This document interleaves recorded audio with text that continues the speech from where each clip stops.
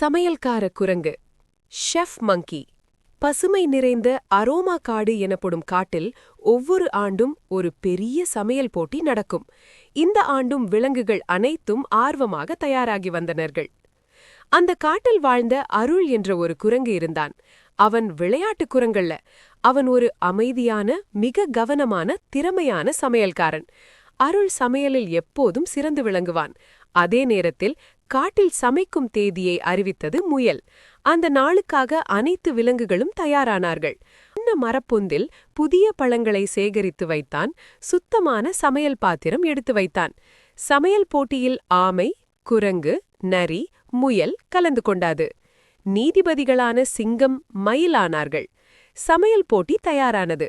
அருள் தனது சிறப்பு உணவை தயாரிக்கத் தொடங்கினான். காட்டின் வாசனை கலந்த தேன் பழக்கஞ்சி சமைக்கத் தொடங்கினான். மற்ற விலங்குகள் வேறு வேறு உணவுகளை சமைக்கத் தொடங்கியது. மற்ற விலங்குகளெல்லாம் அருள் எளிதில் வெல்லலாம் என்று நினைத்தார்கள். அருள் அமைதியாக சமைத்தான்.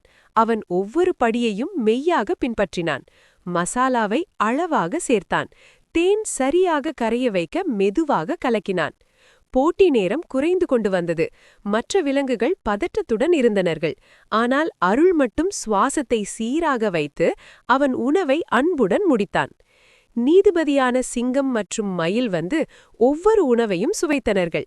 அருள் கஞ்சி நுகர்ந்தபோது அவர்கள் சில வினாடிகள் அமைதியாக இருந்தனர். பிறகு சிங்கம் மெதுவாக சொன்னது, "உணவில் உள்ள அன்பும் பொறுமையும் இந்த கஞ்சியில் வெளிப்படுகின்றது" என்று சொல்லி அருளுக்கு முதல் பரிசு கொடுத்தார்கள். அருள் எல்லா விலங்குகளிடம் வெற்றி வேகத்தில் கிடையாது, அன்பு, பொறுமை, கவனம் இவையே ஒரு உணவை மட்டுமல்ல, வாழ்க்கையையும் அழகாக்கும் என்று சொன்னது. காட்டிலுள்ள அனைத்து விலங்குகளும் அவன் சொற்களை மதித்தனர்கள். அந்த நாள் முதல் அவர் ஷெஃப் அருள் என்று அழைக்கப்பட்டார்கள். அருள் மகிழ்ச்சியாக இருந்தான். இது போன்ற வீடியோக்களை பார்ப்பதற்கு நம்ம சேனலை சப்ஸ்கிரைப் பண்ணுங்க.